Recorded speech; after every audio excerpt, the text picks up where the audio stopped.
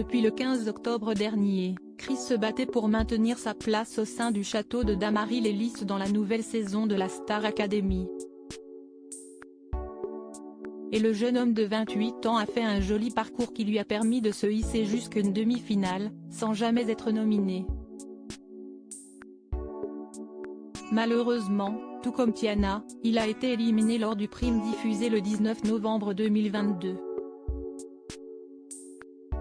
À peine remis de ses émotions après son départ, il a accepté de se confier sur sa belle aventure. Que s'est-il passé en coulisses juste après votre élimination? En coulisses, on n'a pas eu besoin de me réconforter, il n'y a pas eu de larmes, que des sourires. Je pense que c'était le bon timing. Je suis tellement content de cette aventure. Je suis fier de mon parcours, j'ai réussi à ne jamais être nominé et j'ai atteint la demi-finale. Je n'ai aucun regret et je n'étais pas du tout triste, au contraire. Au fond de moi, j'avais déjà hâte d'aller en studio. Si vous aviez pu échanger votre place d'éliminer avec celle d'un candidat sauvé, qui auriez-vous choisi? Honnêtement, personne. Je suis vraiment arrivé au bout de mon aventure personnelle. Je pense que dans les 6 demi-finalistes, chacun méritait sa place. Quel est votre meilleur et votre pire souvenir? Mon meilleur souvenir, ça va paraître bateau mais CIST ce premier prime, lorsqu'on arrive au château. Faire la Star Academy était un rêve que j'avais depuis tout petit, CIST incroyable cette sensation. Et le pire souvenir, CIST tous les départs de mes meilleurs potes, notamment le départ de Stan qui a été très compliqué. Lors de votre évaluation du 15 novembre, vous avez expliqué qu'en grandissant, vous vous êtes rendu compte que la vie n'était pas forcément cool. Pour quelle raison? Cette analyse fait partie de mon histoire.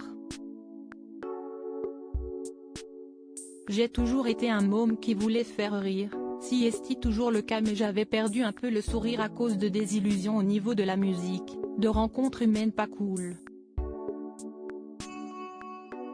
J'ai commencé à être anxieux vers mes 24 ans, à cause de gens qui n'étaient pas forcément cool, qui me pointaient du doigt et ça a entraîné des dépressions.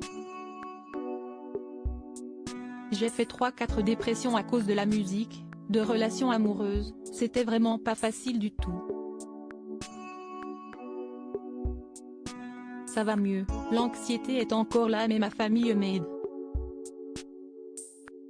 J'ai envie d'aider ces personnes avec ma musique, mon univers, faire en sorte que certains se sentent moins seuls. Ça m'aide à me dire que je vais être utile. Vous formiez un binôme de choc avec Stanley, du jour au lendemain, des tensions sont survenues entre vous. Que s'est-il passé? CIST compliqué, après CIST comme dans toutes les relations. Il y a des hauts et des bas, et puis en cohabitation ce n'est pas simple, on n'y arrivait plus, il n'y avait plus cette alchimie, et on le ressentait tous les deux je pense. Il y avait des choses qui me déplaisaient et Stan le savait. Je n'ai pas forcément envie de déblatérer là-dessus.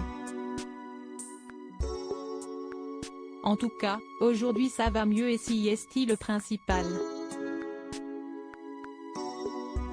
Je suis très content de retrouver mon petit Stan. Vous ne sembliez pas porter Louis dans votre cœur. Pour quelle raison? Je ne dirais pas que je ne le portais pas dans mon cœur, j'avais peut-être moins d'affinité avec lui. Je pense que dans ce genre d'aventure on ne peut pas forcément s'entendre avec tout le monde. Mais je n'avais pas de différend avec lui, Louis ça reste quelqu'un de drôle et de gentil, donc il n'y a pas de malentendu entre lui et moi. Une séquence au cours de laquelle vous échangez un bisou sur la bouche avec Julien a fait le buzz. Que s'est-il exactement passé ce soir-là? Julien, si est-il un mec avec qui j'ai grave rigolé, on était sur la même vibe, c'était détente. En fait, on ne sait pas pourquoi, on avait envie de se faire un bisou juste pour le kiff, pour rire.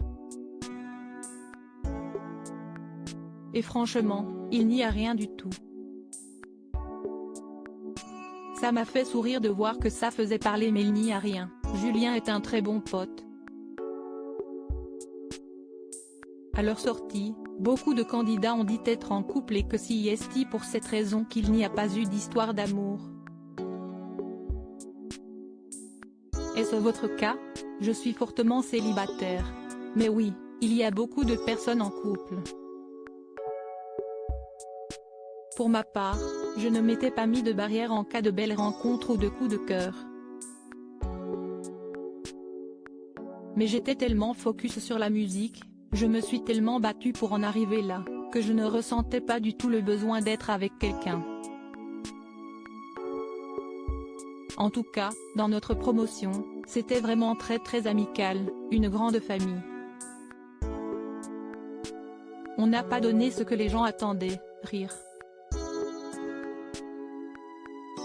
Y a-t-il eu des embrouilles? Il y a peut-être des phrases qui ont été dites et qui ont pu toucher certaines personnes mais il y avait toujours des explications derrière.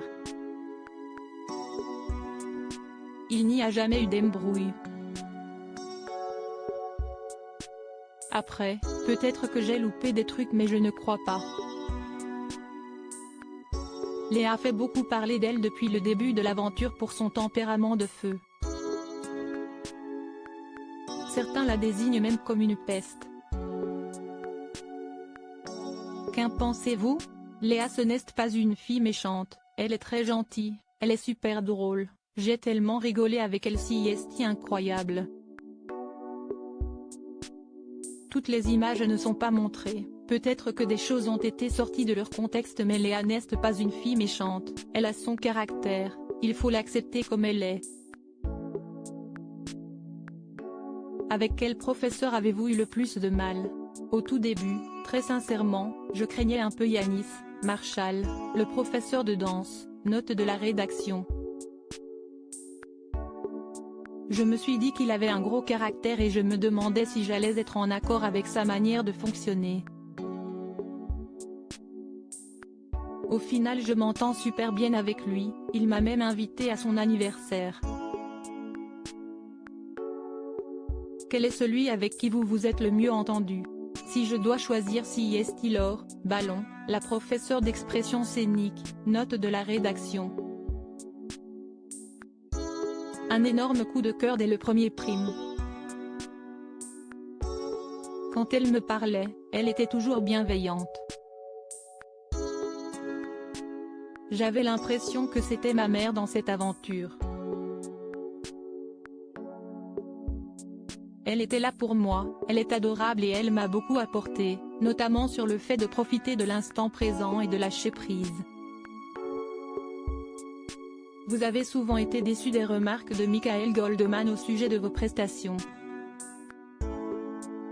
Avez-vous l'impression qu'il était plus dur avec vous qu'avec les autres? Oui, je l'ai souvent trouvé très dur, je lui en ai même parlé après le prix mais en fait il m'a clairement dit qu'il en attendait plus de moi, qu'il adorait mon timbre de voix.